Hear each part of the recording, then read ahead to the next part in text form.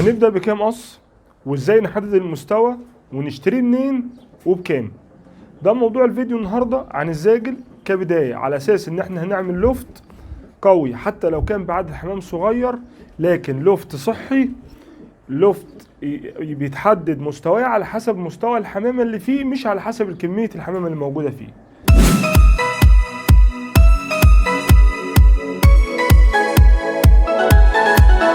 يا صباح الفل على كل حبايبنا في كل مكان، اتمنى يا رب تكونوا بخير. دي قناتكم الحمام مع العمدة، وهكون معاكم باذن الله رامي العمدة.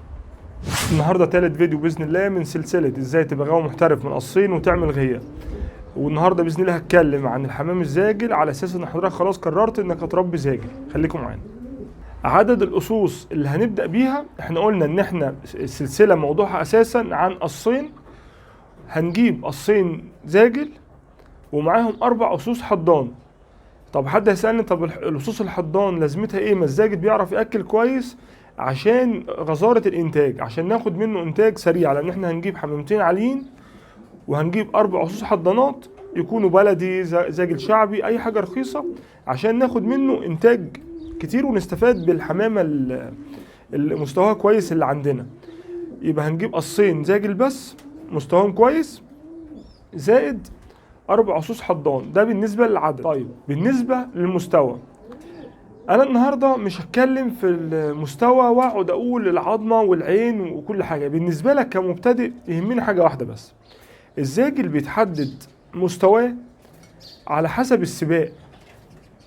يعني في زاجل مثلا هنبص إن في حمامة تلاقي تكوينها جسماني قوي جدا وعظمتها ونشوف الفرد واقف وقفة مرسومة وصدر عريض وكل حاجة، وبعدين نبص نروح نلاقي ما بيأديش كويس في السباق. في حين ان انت ممكن تلاقي حمامة كسبانة وكسبانة يعني مستويات جبارة وليها تاريخ في عيلتها وتأصيلها جامدة قوي، ونلاقيها شكلها لو احنا هنقدرها بيع وشراء على المستوى مش هنقدرها ب 100 جنيه، وهي ممكن تمنها يكون معدي ال 100,000.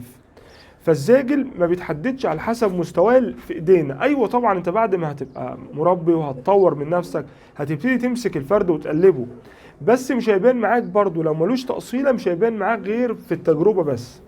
عشان كده المستوى ريح دماغك منه في الاول. دلوقتي هنحدد المستوى على حسب السباق. دي هنعرفها منين؟ هنعرفها ان احنا دي طبعا بتنقلنا للنقطة اللي بعدها على طول، ونقطة ان احنا نشتري منين. طيب نشتري منين؟ هنشتري من متسابق قوي، وما يكونش من المحافظة اللي احنا فيها، يكون من محافظة تاني، عشان خاطر نضمن شوية ان في امانة، ان المتسابق اللي في محافظتك ممكن ما يرضاش يديلك حاجة عالية عنده قوي عشان خاطر هو عارف انت هتنافسه، لكن اللي من محافظة تاني ممكن يديلك لان انت عارف ان انت بعيد عنه. وكمان احنا زي ما قلنا ان احنا لما بنيجي نشتري بنشتري شباب عليهم ريشة 2 3 4، المهم شباب. بنشتري بتأصيلات. ده بالنسبة لو ناس احنا ضامنينها، لو ناس احنا فعلا عارفين ضامنينها قوي بيشتري منها بتأصيلات، لان التأصيلات ما بتبقاش موثقة بالنسبة للغاوي اللي بيديها لك، ده هو اللي بيعملها وفي ناس كتيرة بتعملها. فممكن الأضمن في الموضوع ان احنا نشتري حاجات كسبانة بجناحها، يعني هي نفسها اللي كسبانة، فالكسبان بتبقى معاه شهادته ومعاه ورقم الدبلة بتبقى مكتوبة في الشهادة، ونقدر نتأكد من الجمعية نفسها. لو حد هيقول لي طب ان هي مضروبة، نقدر نتأكد من الشهادة نفسها ومن الجمعية هل ان الفرد ده فعلا كان كسبان في السباق ده، ولا دي الشهادة كده فيك وملهاش لازمة. ده بالنسبة ان احنا هنشتري منين. وقلنا شباب، وقلنا هنشتري يا اما بتأصيلات يا اما بتأصيلات وبشهادات او شهادات بس على حسب ما نحدد. طيب نيجي في الاخر لنقطة السعر.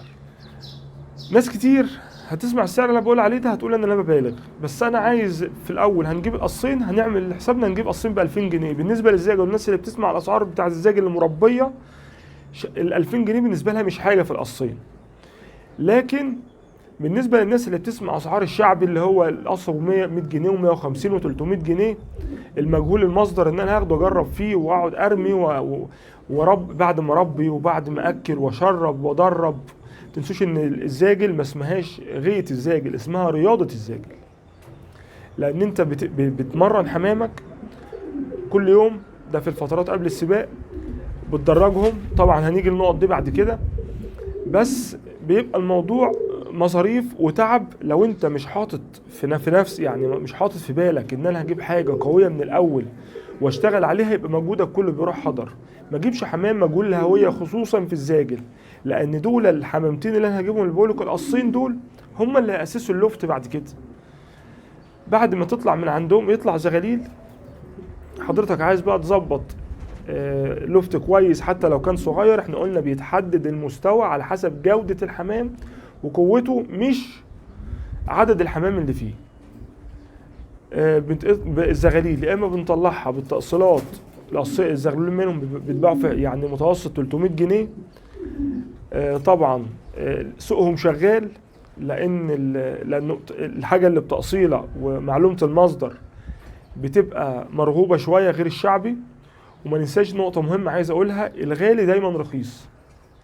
مش بقول ان احنا هنبذخ، بس لا، احنا هنجيب حمامتين من حد متسابق وبيسابق من زمان ومضمون عشان نبدأ. مش مشكلة نتعب، مش مشكلة نسافر من بلد لبلد عشان تريح دماغك بعد كده. تتعب شوية وبعدين تستريح بعدين، احسن ما كل شوية تربي وتجيب وتصفي وتغير. الكلام ده كله احنا في غنى عنه.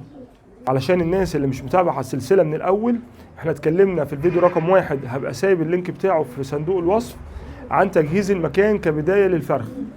كبداية للفرخ ان انا اسس لوفت لكن مش مكان للسباق.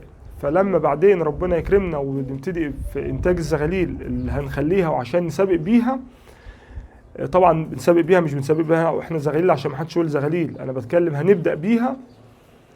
فبنحتاج بعدين تجهيزات بسيطة تاني. ممكن نعمل مكان ونركب المكان حتى لو كان صغير ونركب له تراب. المهم الدنيا ايه بتظبط، بس اهم حاجة الاساس الحمامتين اللي هنفرخ منهم عشان نسابق بيهم. وبكده نبقى وصلنا لنهاية فيديو النهاردة، وانتظرونا بإذن الله في الفيديو رقم 4 من سلسلة ازاي تبقى هو محترف من قصين وتعمل غية.